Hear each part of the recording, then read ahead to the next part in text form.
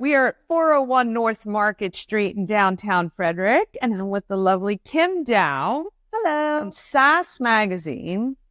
So you guys have been around a while.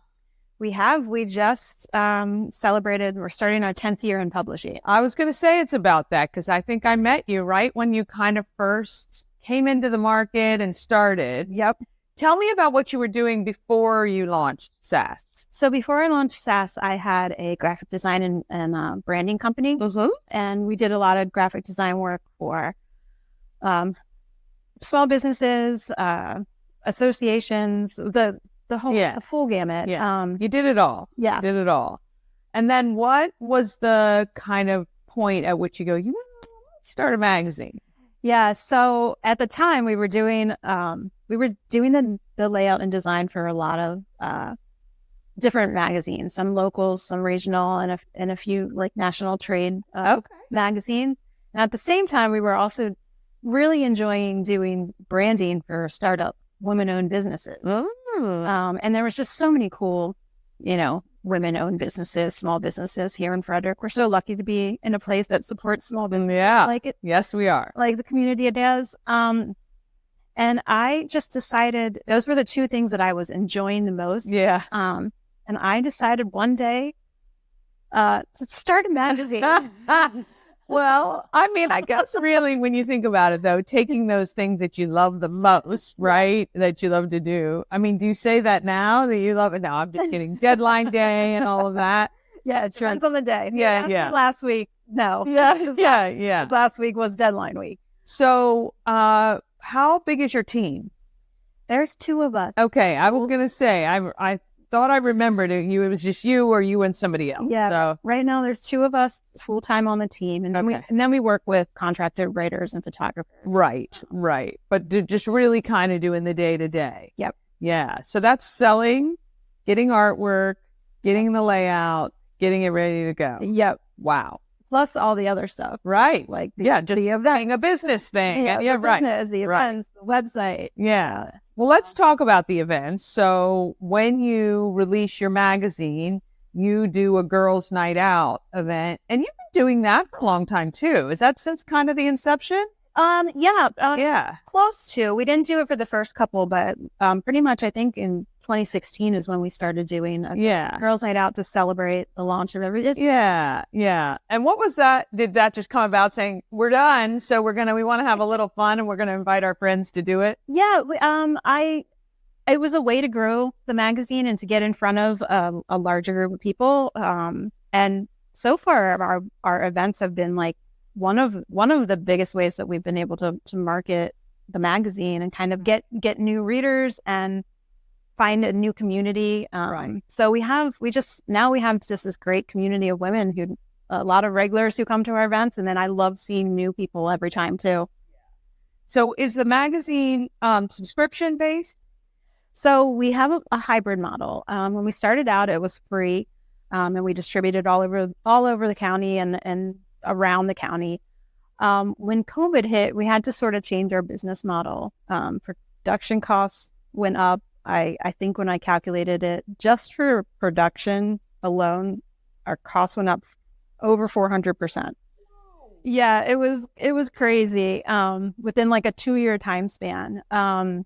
So, like everybody during and after COVID, all small businesses, we had to sort of figure out, okay, what are we going to do? We have to make some changes. And we decided to move to a subscription-based model. But having said that, we also started to have a digital issue for every issue that we have as well. Okay. So you can get the print magazine mailed to you via subscription. And right now you can also view the issue online on digital version of it for free. Okay, so that's free. So you can look at that for free. Yep. That obviously it's when you're talking about reach and trying to get your advertisers' eyeballs and all of that, that helps with that. I would imagine. Yeah. So it's kind of a cool little like hybrid model that we have. And then you can still pick up if you're not a subscriber, you can also pick up limited copies at some of our annual advertisers as well. So it's a way to get people into their doors also. Very good. Yeah. So if you see somebody in one of the magazines, you can head over there and see if they've got a copy. That's excellent. Yep. What has been, do you Maybe favorite time of year issue or Well, every year for the past, I think 4 years now, every May and June we do what we call our boss issue, and so that's always a special issue, especially for me because one of the reasons why I started Sass was because I enjoyed helping women-owned businesses, and our boss issue is all about female entrepreneurs. Yeah. So that I would say that one every year is just a really fun one to go. Yeah, it probably does put kind of the icing on the cake. Yeah. Right, for everything you're about. And what Sass? I mean, I get Sass, but was that really just kind of like, you know what? We got a little bit. Yeah, yes.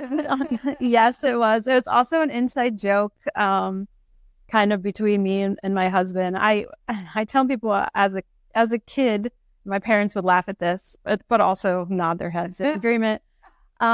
I was always just questioning. I was always the kid who was like, well, why? Why do I have to do it that way? Like, or why are we doing it? Why, like, which some, maybe didn't appreciate, but it was just how my brain worked. I just always wanted to know the why and like figure it out. And if it didn't make sense to me, I had a little bit of sass apparently. And yeah. So even growing up, and then even after I got married, my husband and we would joke, and he would always be like, "Don't sass me," or I'd say it to him. And then when I was thinking about starting a magazine, immediately that was the name that came. Yeah, it was not even a thought. Yeah, yeah, because every woman has a little bit of sass in that.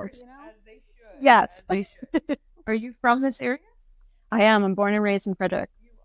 Very nice. Very nice. What area did you grow up in? I grew up in Iamsville. Okay.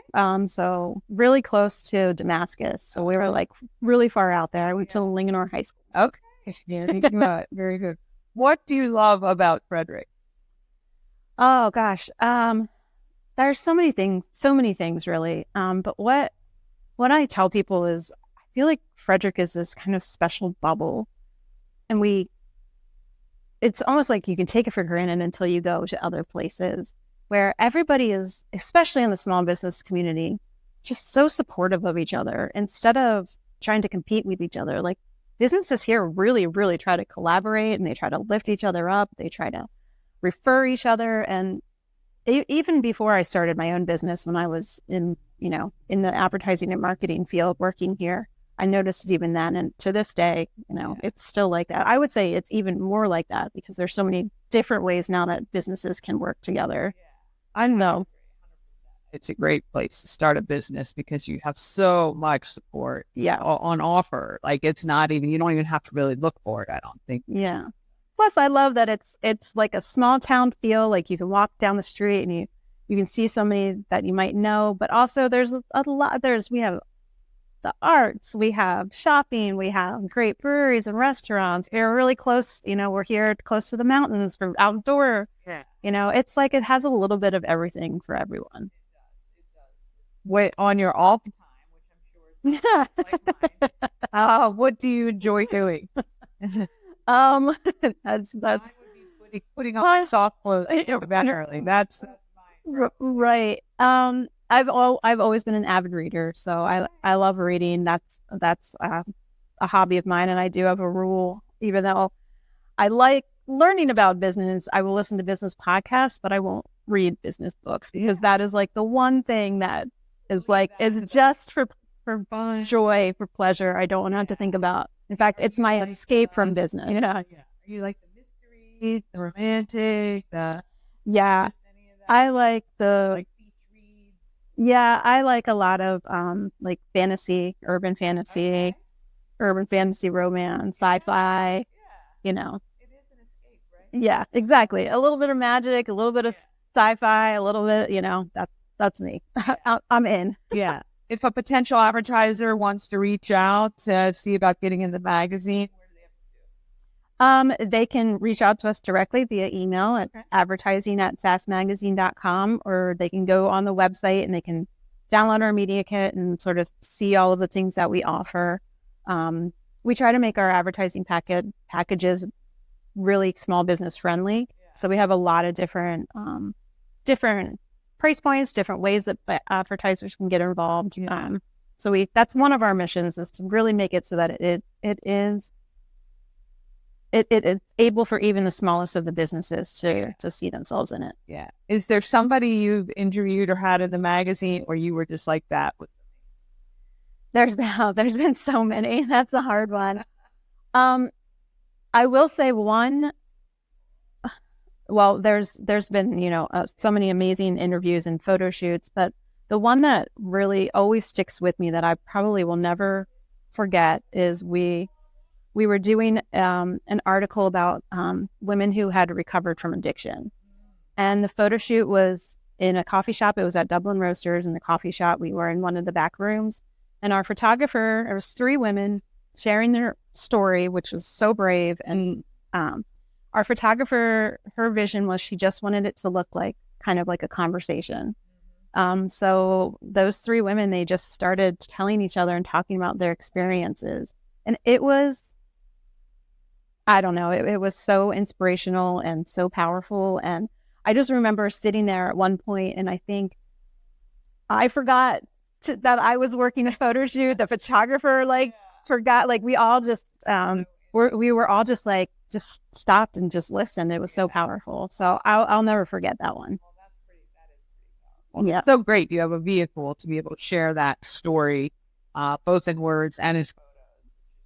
Yeah. Go grab Sass Magazine, get a subscription, head over to one of the advertisers to see if there's a copy, or you can look at it online. And you come out every other month? Yep, every other month, so 6 times a month. Every other month. Was the next issue out? The next issue is our holiday issue. We just released it to subscribers, so if you're a subscriber, you get the issue earlier, and you get it mailed to you. It will be released to the public, I believe, in early November. Okay. Well, there you go. Check out Sass Magazine. This is Kim Dow. She is the owner, founder, girl extraordinaire, the boss. Really. Thank you guys. Thank you. Thanks for having me.